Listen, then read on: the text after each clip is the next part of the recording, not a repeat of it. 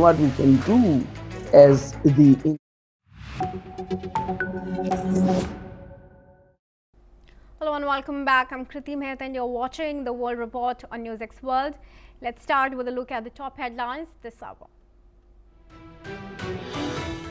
European Union reaches a deal to provide Ukraine with 90 billion euros for 2026 to 27 after failing to agree on using frozen Russian assets to reconstruct war-torn nation. U.S. Attorney Leah Foley says suspected Brown University shooter was responsible for killing of an MIT professor at his Massachusetts home this week.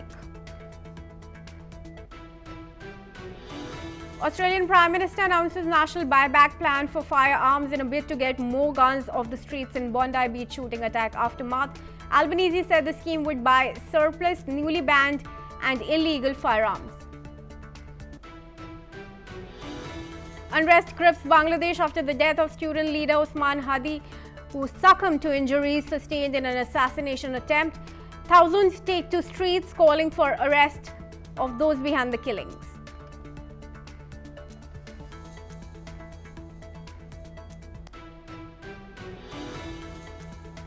Fresh images released from Epstein's estate by U.S. House Democrats show high-profile figures including Bill Gates, Noam Chomsky, Woody Allen and Stephen Bannon also reveal island plans and more. TikTok signs deal to sell its U.S. assets to a group of American investors. ByteDance signed deals with Oracle, Silver Lake, MGX to form new TikTok.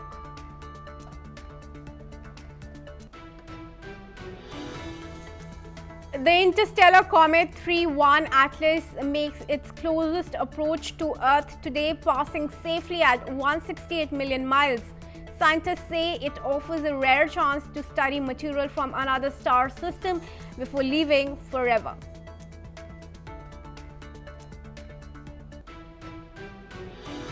Saudi Arabia covered in white as rare snowfall. The Gulf country gets a rare snowfall after weeks of unstable weather and recent flooding. Several northern and northwestern regions are witnessing snowfall, with snow settling on dunes, roads and rooftops, creating rare winter scenes across the kingdom. Alright viewers, let's start the bulletin with some news coming in from Bangladesh. The unrest there following the death of July uprising leader Sharif Osman has led to the suspension of Bangladesh's top newspaper Prothom Alo and Daily Star, as the protesters have torched its offices in Dhaka. Meanwhile, Indian consular operations in Bangladesh were disrupted after thousands of protesters rallied near the Indian High Commission in Dhaka and accused India of interference in Bangladeshi domestic politics. However, after citing the immediate security concerns, India has shuttered its main visa application in New Delhi for 24 hours and suspended services at two regional centers in Chittagong and Sylhet under further notice. Alright viewers, the situation in Bangladesh now seems to be deteriorating with the violent protests. We're also learning that a Hindu man was lynched in the protests and the unrest that has gripped the South Asian nation. Muhammad Yunus has also apologized for the lynching of the Hindu man. But the situation remains critical. Media houses have temporarily closed as arson and vandalism rock protests. This, of course, is coming in the aftermath of the death of student leader Sharif Osman Hadi.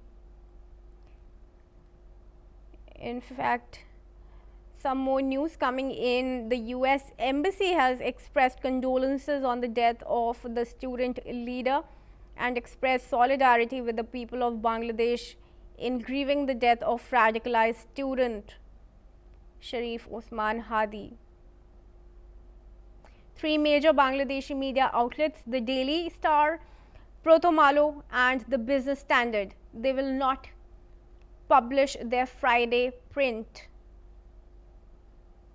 The offices of the Daily Star and Prothom Alo were vandalized by protesters during the violence. In fact, let's give you details. There is a crucial meeting underway in Dhaka, which is being chaired by Bangladesh Army Major General Jahangir Alam in his role as Home Advisor to the interim government of Muhammad Yunus.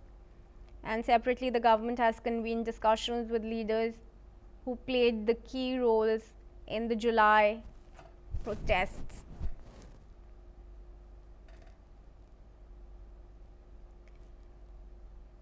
In fact, yesterday also, Nurul Kabir, who's the editor of Bangladesh's New Age newspaper, was assaulted by a mob, and a video was circulating online showing protesters grabbing his hair and striking him during that attack.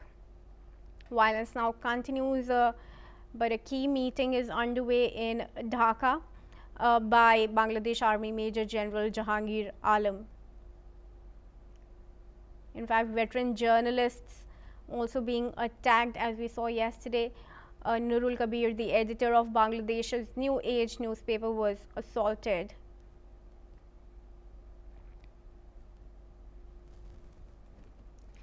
All right, we're now joined in by Shruti Das Gupta, who's an international affairs expert and joins us from New Delhi.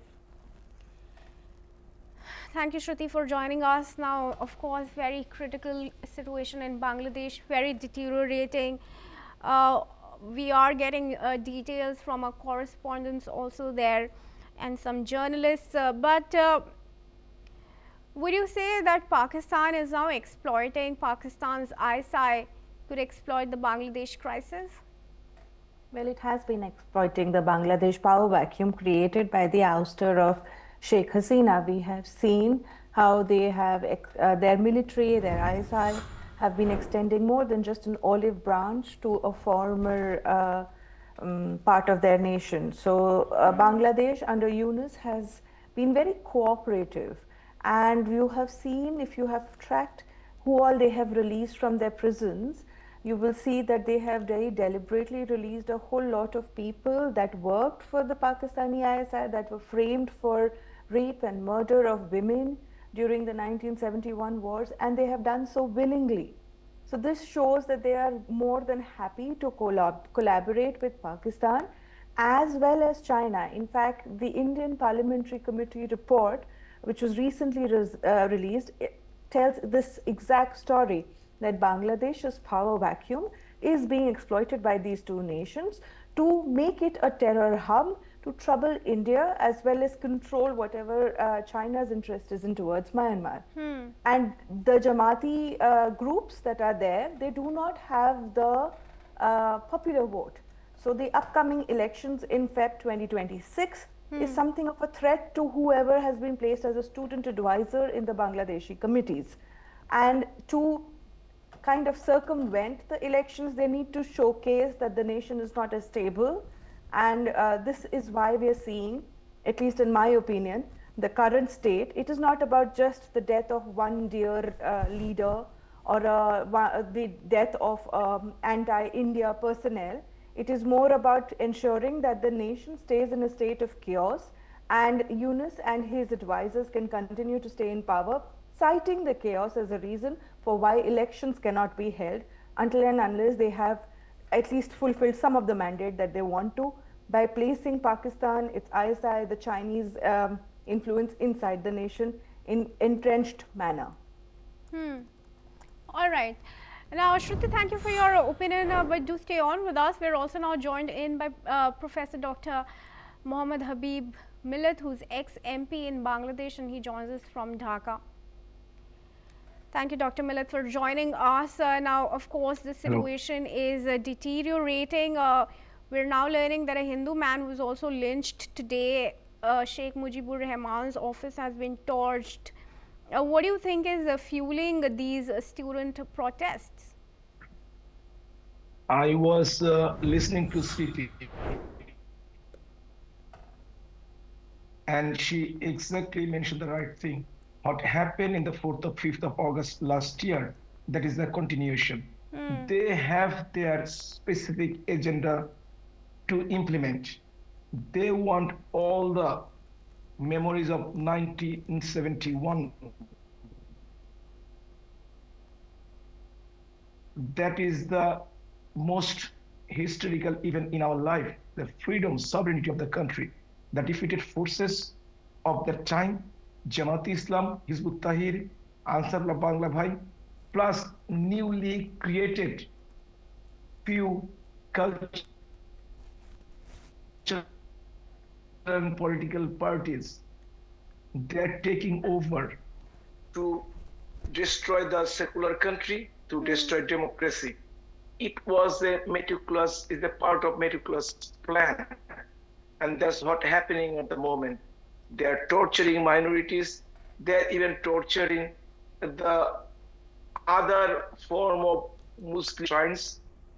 As you see last night, even they hang a minority Hindus into the tree and started set on fires. Is not the only issue. The birthplace of Bangladeshi independence, the Bangabandhu Museum, was destroyed twice in presence of enforcement authorities.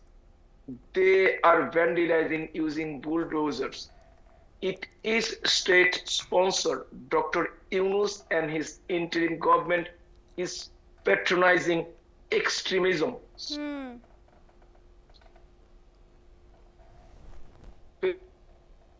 Religious extremism. Bangladesh doesn't want that.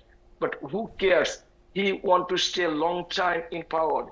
He wants to destroy the democratic system, political system in the country. And he wants to establish like a failed country. This government is not taking any initiative for the freedom of journalists. 14 journalists have been arrested. 300 have been given. 100 has been arrested in different times. And also accreditation card have been cancelled. More than 200 journalists. Media houses have been taken over by the so-called revolutionists. Even last night, the top 2 English and Bengali newspaper houses were destroyed because they published the list of the Rajakar or collaborators of 1971. So this is the scenario is going at the moment. Everywhere in the country, especially I'm thinking at a current situation like, excuse me, Friday is I'm a Muslim. Jumma prayer, after the prayer, in different places, they're trying to do agitation. The total country is in anarchy. There is no rule of law. There is no justice. There is nothing that people can call it is a democratic country. It is a country run by the hooligans, run by the terrorists, run by the extremists. Even not only the Bangladeshi region stability, the neighboring countries are not safe. That they are trying to destabilize the neighboring country as well as a whole. It's a plan. It's a Pakistan, IS, and other countries. They're taking the revenge from 1971. So would you say, Dr. Millet, that the current situation is also a consequence of the growing influence of Pakistan and China both in Bangladesh? Pakistan is directly supporting, no doubt about that. The person died, Hadi. And also the hidden hand of George Soros. That was initially, Dr. Yunus has a very good connection with the West Europe and also North America. And he is very close to the Democrats, especially Hillary Clinton, Soros Union, Bill Clinton. He has a huge support. Actually, I should say he had, and he still has some support. But the way he ran the country for last 16, 17 months, the international support is going down. UK Prime Minister, Italian Prime Minister, so,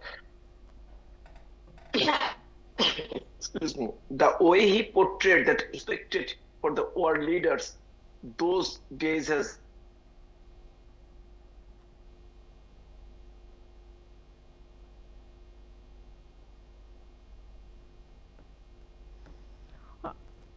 All right, viewers, some connectivity issues with Dr. Millet there, but the situation in Bangladesh clearly deteriorating, and we are tracking every update from there.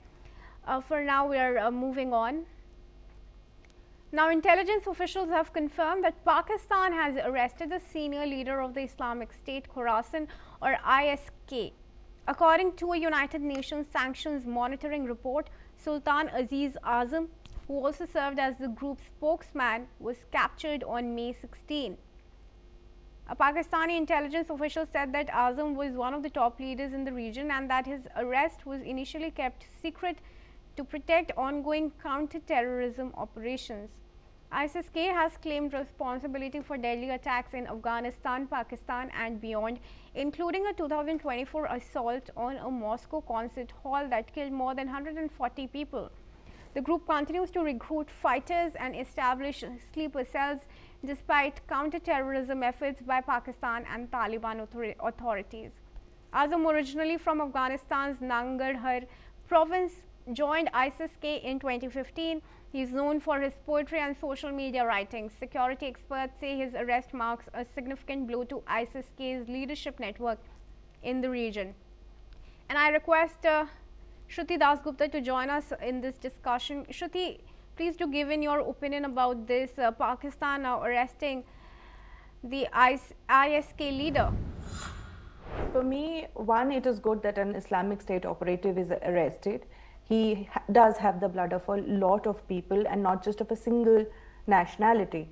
But unfortunately, Pakistan has a history of doing optics with related to these arrests. They have arrested him because he was wanted by the USA, but they've arrested him now. This man has been wanted in 2021. We know as analysts that Pakistan uses ISIK to control the Baluch rebels in that region, or even to counter the Talibani influence in Afghanistan. So I think this is more of optics, as I've said, maybe a person who was not probably as much in control of what Asim Munir and his network is about, and hence he was sacrificed as a pawn to put good influence out, put good vibes out to America and make them feel safer in the hands of Pakistan as it is today.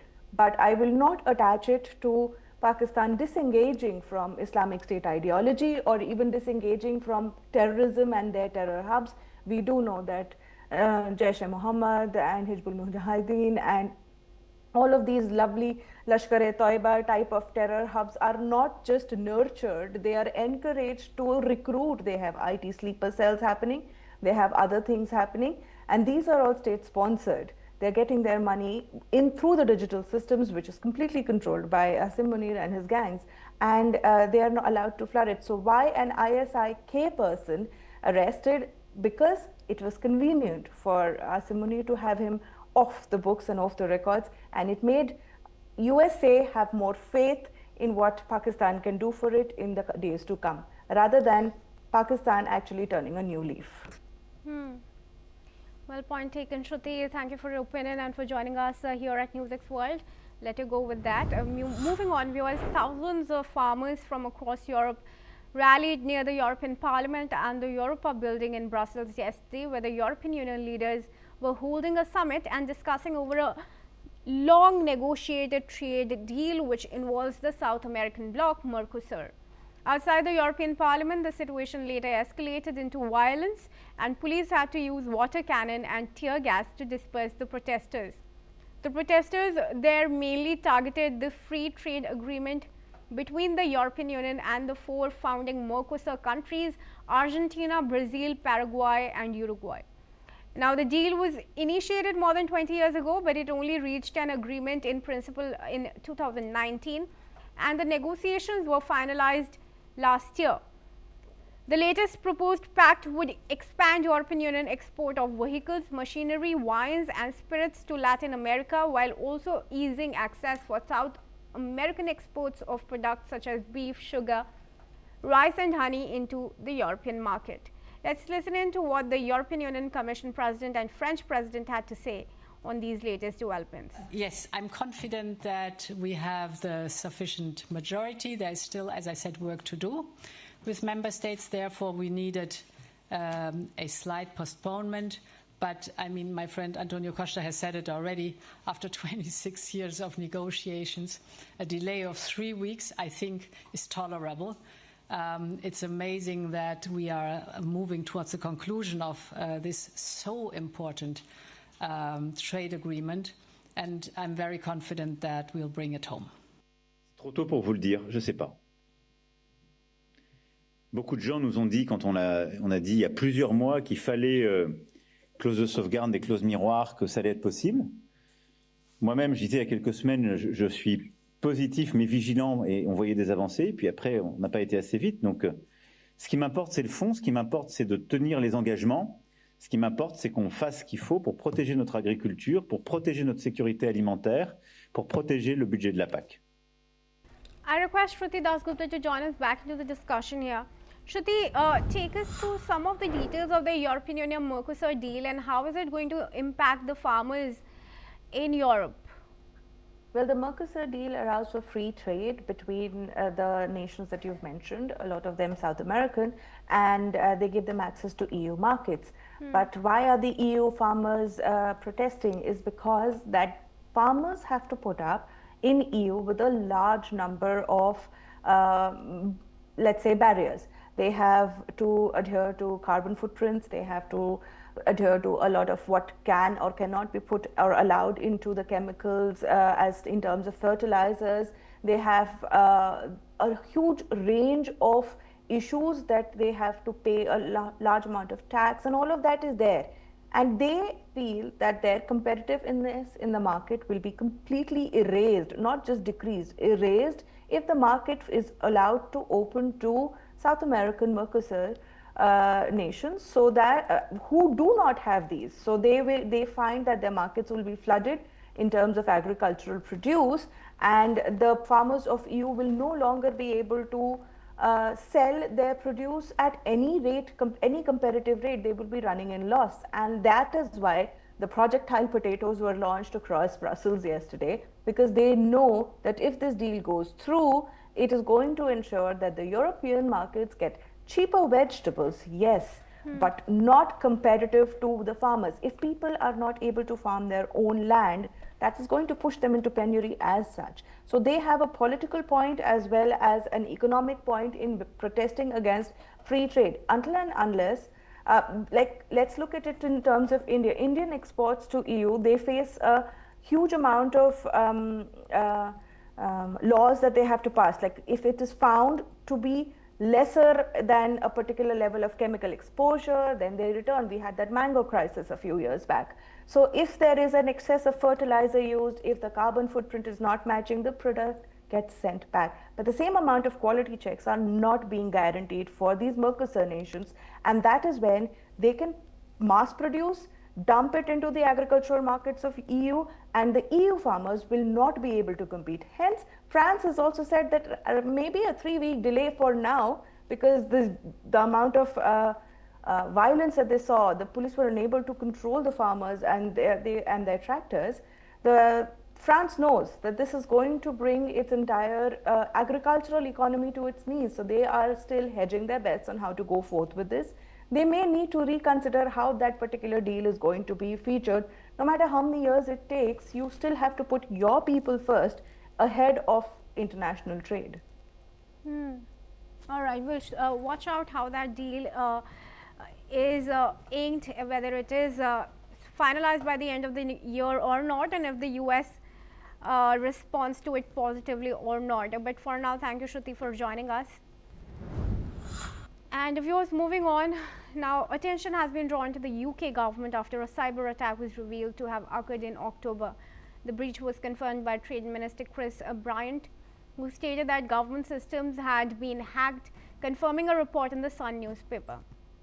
The attack has been linked to a Chinese cyber group called Storm 1849, which is believed to have accessed Foreign Office data, including potentially tens of thousands of visa records.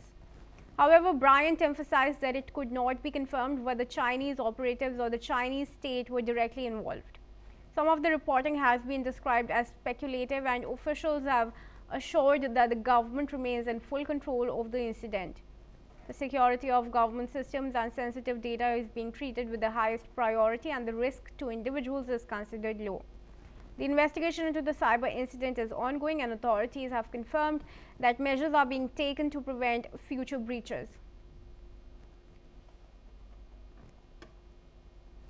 Moving on, viewers, major steps in science and technology have been taken as the US Department of Energy has signed agreements with 24 organizations, including tech giants Google and NVIDIA, to advance the Genesis mission.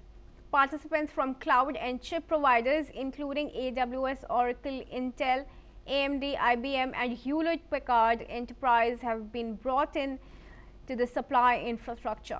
Frontier AI systems from OpenAI and Anthropic have been deployed in national laboratories, providing AI models, engineering support, and specialized capabilities for nuclear energy, quantum computing, robotics, and supply chain optimization. Startups like Cerebras and Grok are contributing advanced AI chips optimized for scientific workloads, while NVIDIA is supplying accelerated computer platforms, and Palantir is supporting data integration and analytics. The collaboration is expected to boost scientific productivity, reduce reliance on foreign technology, and pave the way for expanded partnerships with academia and non-profit organizations. And viewers' attention has turned to the skies and mountains of Saudi Arabia as rare snowfall covers parts of the kingdom. Trojena Highlands and the Tabuk region are covered in white. Heavy snow was reported on Wednesday at Jabal al-Lawz, accompanied by thick fog and strong winds. According to the Saudi Gazette, the National Center for Meteorology has forecast that snow is likely to continue in the Qasim region and northern parts of Riyadh. Residents have been urged to exercise extreme caution during the severe weather. Videos of the snowfall have quickly gone viral online, sparking a surprise and disbelief, with many netizens asking if the event is real or artificially generated. Snowfall in Saudi Arabia, long known for its warm desert climate, has been described as a once-in-decades event, captivating locals and viewers worldwide. That's all we have time for. Do keep watching NewsX World for all international news updates.